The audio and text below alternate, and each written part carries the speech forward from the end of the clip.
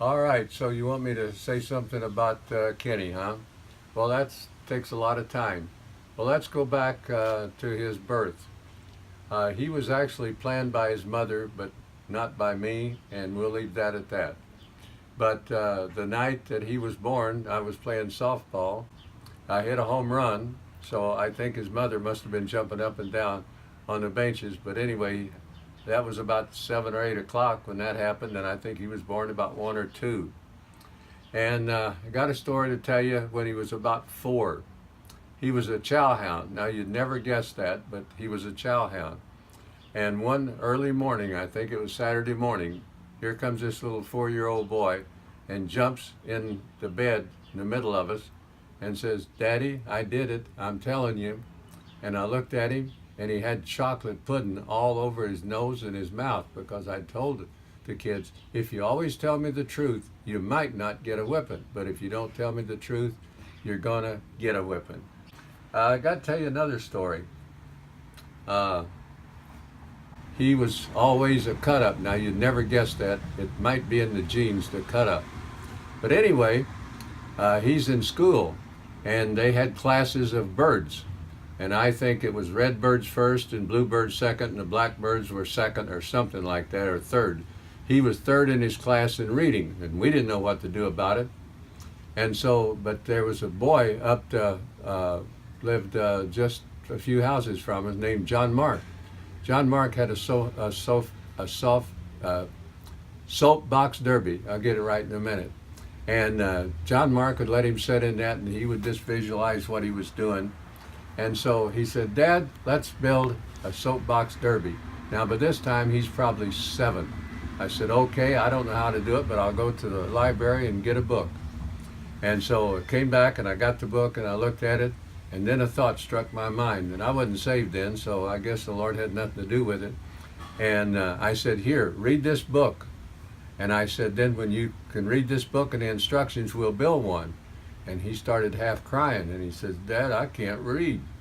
And one of the hardest things I ever did, I turned around and walked away. Well, would you believe it?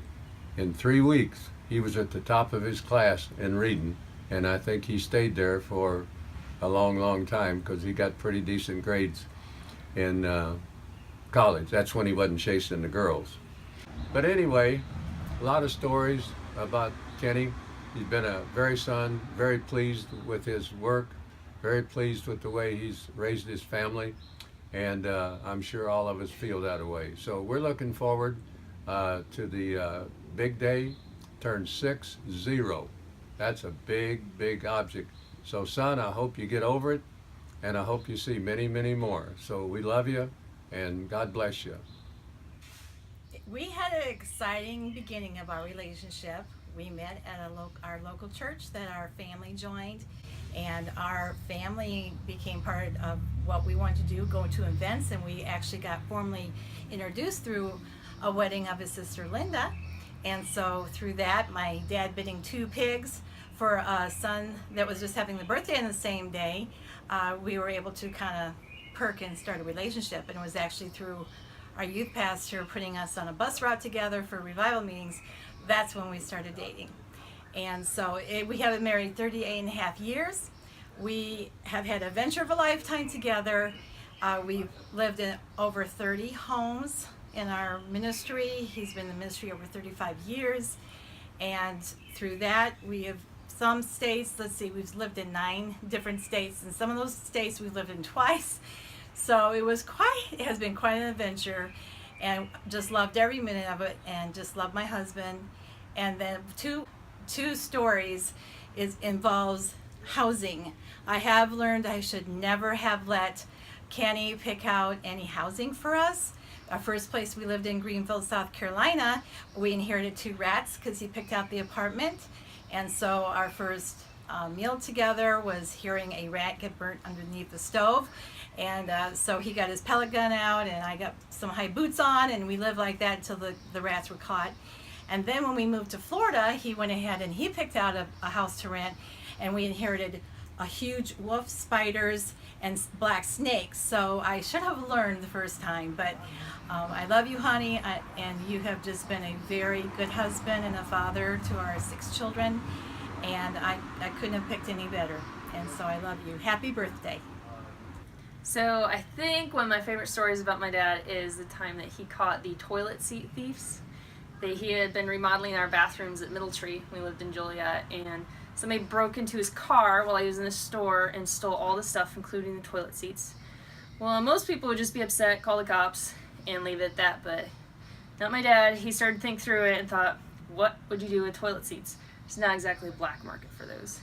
So he said they'd probably try and return it, because it was in the Builder Square bags, and he called Builder Square, and sure enough, there was someone there trying to return it without the receipt. So he called the police. They zoomed up to the front of Walmart, took him in the speeding police cars, and they caught the thief. Police were excited because that never happens. They never catch anybody.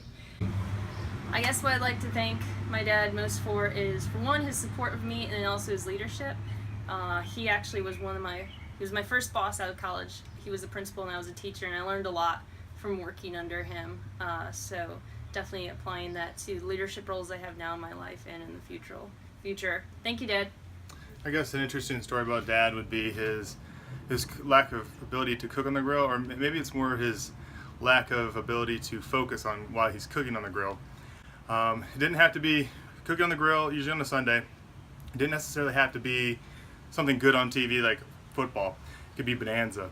And he'd get distracted, and whatever was being cooked on the grill would turn into a lump of coal, which the best part was, we went to eat it, he insisted that it was not an accident, it was intentional, and it was good this way. But when you drop a hot dog and it shatters, that's not good. Happy birthday. I hope your next 60 years are as good as your last 60 years. So this one time, when I was maybe at Middletree, maybe I was 4 or 5 years old, and I look out the sliding screen door, and there's my dad burning off a bunch of brush, and I don't think he realized there was a fire underneath at the bottom, so he figured, why don't I just go in and throw gasoline on it? So he throws a big thing of gasoline on, didn't realize there's a fire, the place explodes, right? My dad's arm catches on fire, so I see my dad like running around outside, like his arm on fire. And then my mom sees it, and she's like screaming, trying to get out the door, but it won't close, so she's like battling the door. And my dad's rolling on the ground, and Charlie and John are outside, and everything's going a little crazy. So that was the day my dad caught on fire. So actually, the most memorable story about my dad is the time that he ran over me with a giant junkie van. So when we were living at Hoff Road, I was probably about 2nd or 3rd grade, and Super Bowl night, Packers were playing. I know that because they won, and my brother was so happy he got to stay home. And it was late January. It was really cold and icy out, and my dad always left early to get to church for preaching, and I just really wanted to be there super early. So he's heading out in this curved driveway, and I was like, Dad, wait for me, and I'm running after him. He didn't hear me. When he went around the curve, I didn't see a patch of ice there, and he didn't know I was there, and I slipped on the ice, and he saw me slide underneath the van, and he couldn't stop, or else he'd stop on top of me, so he ended up running over me. Most terrifying moment of his life, I'm sure. So at that point, I don't remember anything. I remember screaming, and he was like lifting me and taking me into the car. John runs inside and tells my mom, Mom, Angela got ran over. And so my mom comes outside freaking out, So anyway, they decided not to call the ambulance because it would take too long to get out there. So my dad zoomed me in the big junkie van all the way to the ER, and I was just really upset that they did not take me in right away. I waited 45 minutes. But anyway, it was, I ended up not breaking anything. It was kind of a miracle, just kind of bruised. So anyway, that was kind of a special bonding moment between me and my dad, as he saved me from himself. But overall, Dad, thanks so much for always being there for me, and I know that you always showed up to all my games, and you were my biggest supporter, and I know that all my accomplishments are tied back to what you did for me, and so thank you and love you very much.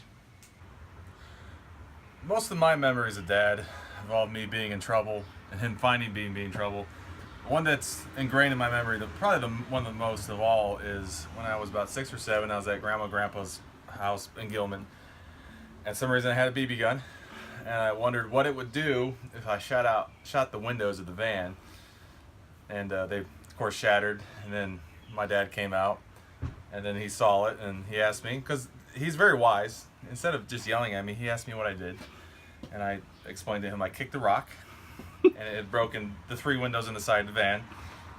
And of course, he didn't flip out yet. He went inside the van. He's like, I don't see a rock, and he found the BB, and he's like, why is there a BB in here? And I'm like, I don't know. And then he wondered why there were like on the windshield of Grandma and Grandpa's car, there were like little holes everywhere. And he's like, what, did you shoot their car? And I didn't actually shoot their car. He didn't believe me to this day, but actually I was shooting the van, it was bouncing off and hitting the car. But I do remember that butt whooping. That was one of the worst butt whoopings probably in my life. So most of my memories usually involve me getting caught by like doing something dumb. Like the time where I had the moving truck, I was about 17, I was trying to back it up to help move stuff. And there's a giant brick thing, and there's a ladder at the end of the moving truck, and I hit the brick thing, about a 150-year-old building. And I didn't notice it, and I was trying to hold it up. It was falling apart in my hands. And my dad comes out wearing some Marine cap and stuff, and just looks at me while I'm holding up this wall, and he's like, idiot, and just turns around and goes back. And he said he was sorry later, and the wall didn't crumble, and it cost him $1,000 and stuff like that. So a lot of my memories with Dad involve him usually finding me in bad situations, normally not overreacting, surprisingly, because he tends to overreact, like when he stubs his toe and stuff. But those are my best memories a lot of times, and he was usually gracious with me, and I didn't have to pay for $1,000 for that or the windows, and sometimes I got a pretty bad spanking, but usually that was about it. So yeah, I definitely remember his reactions, and if any of you know Dad, he overreacts a lot of times in his face, but luckily he didn't overact and yell at me or anything too bad. So happy 60th birthday, Dad. Love you. Thank you for being patient with me and putting up with me for the last 27 years and getting me out of trouble many times at school, even though sometimes it almost cost you a job. So happy birthday, Dad. Love you. Hey Dad, happy 60th birthday from Grenada. I really wish I could be there. I was asked to tell an anecdote. I was thinking, just one thing I remembered from you were very patient, even having 6 kids growing up, but that usually ran out pretty fast on our vacation road trips. And the one incident I remember, I think I broke the record for the earliest spanking on a trip. We made it halfway out the driveway, and I think I was hitting Jared, made him cry or something. And yeah, he took me out in front of the van and gave me a quick spanking. I definitely deserved it, but yeah, I would say overall you've been patient, despite us kids. Yeah, I really hope. The one thing I remember growing up is how you're always there for me, and just at my baseball games, and that still means a lot to me. And I just hope you have a great day with everybody there, and I'll see you in December. All right, love you. So the most memorable story of mine, I would have to say, is a story about when I was 9. We were on a family vacation, and I feel like all of these stories happen while we're on a vacation. But I, for some reason, was being a brat, and that was kind of typical back then. And I got bored, so I decided to wrap the seatbelt around my neck, and again, and again. And eventually, I was like, oh, that's pretty cool, but then I realized I couldn't get out of it. And it started to tighten because Dad was kind of a crazy driver. So then I noticed it, and I got my mom's attention. My mom flips out. My dad slams on the brakes, and my neck goes flying forward. And now I'm completely can't breathe, and my dad's freaking out, and my mom's freaking out. And Mom was just going crazy. And so Dad grabs, I think he grabs a pocket knife, and he's getting ready to cut it, but then he notices that there's a switch for it, and he hits that switch, and he gets it out of my neck. And wow, that was a crazy story, and that was my one life or death experience that, you know, he got me out of. And I just want to thank Dad for, he was always there, and especially in the areas of discipline, he really taught us what it was like to put in the effort and to teach us how to be servants and to actually strive for what we want in life, especially with academics and things like that. And I'm really thankful that he instilled that in all of us.